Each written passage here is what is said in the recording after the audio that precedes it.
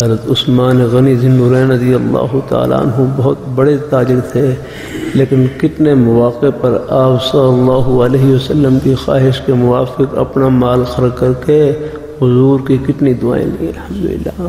اللہ تعالیٰ اپنی مہربانی کتنی آسانی آگنا، اللہ تعالیٰ اپنی مہربانی فرمائے، اللہ تعالیٰ اپنی مہربانی فرمائے۔ ہاں بس مال لینے دینے میں گناہ سے بچیں، ہاں جھوٹ سے بچیں، دھوکے سے بچیں، فریب سے بچیں۔ میرے حضرت فرمائے لگے دھوکہ دینا یہ تجارت کے اصول کے خلاف ہے۔ آج ایک مرتبہ دھوکہ دے دیا اور جب گاہک پر دھوکہ ظاہر ہو گیا، آئندہ کے لیے وہ توبہ کرے گا آپ کے پاس آنے سے آگے۔ اللہ تعالیٰ اپنی مہربانی فرمائے، اللہ تعالیٰ اپنی بارگاہ میں قبول فرمائے۔ اسی کو لاہوری رحمۃ اللہ علیہ فرما رہے ہیں، دیکھو شریعت ہے سب کے حقوق کا خیال رکھتی ہے۔ ابو داؤد شریف میں ہے، آپ صلی اللہ علیہ وسلم نے مرتبہ صدقے کی ہیں، صدقے کا عمل فرمایا، صدقہ کرنے کے بارے میں فرمایا کہ صدقہ کرو۔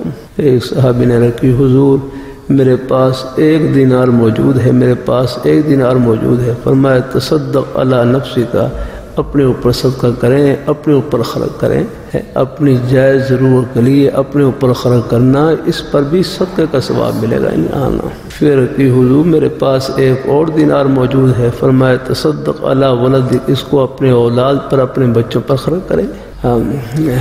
اور پھر کہ حضور میرے پاس 1 اور دینار موجود ہے، فرمایا تصدق علی زوجک، اپنی گھر والی پر خرچ کریں۔ اپنی گھر والی کو بھی علیحدہ خرچہ دے دیا جائے تھوڑا بہت حسب توفیق، تاکہ وہ اپنی خواہش کے مطابق اپنی جائز ضرورت میں خرچ کر سکے۔ پھر کہ حضور میرے پاس 1 اور دینار موجود ہے صلی اللہ علیہ وسلم، تو فرمایا تصدق علی خادمک، فرمایا اس کو اپنے خادم پر خرچ کر لیں، اپنے نوکر پر، اپنے غریب ہیں جو ملازم ہو فرمایا ان پر خرچ کر لیں۔ پھر کہ حضور میرے پاس 1 اور دینار موجود ہے، فرمایا انت ابصر بہ، فرمایا اب آپ کو اختیار ہے، جہاں آپ مناسب سمجھیں آپ خرچ کر لیں۔ شریعت مطہرہ سب کے حقوق کا خیال رکھتی ہے، یاد رکھنا ہے۔ اپنے گھر والوں پر، بچوں پر بھی خرچ کریں، اس پر بھی نیکی ہے، اس پر بھی صدقے کا ثواب ملتا ہے۔ بات سمجھتے ہیں کہ شاید بچوں پر خرچ کریں تو یہ کوئی خیال کوئی الگ چیز ہے، نہیں الحمدللہ ہر جگہ اللہ نے اپنے خوشی کے بہانے پھیلا رکھے ہیں۔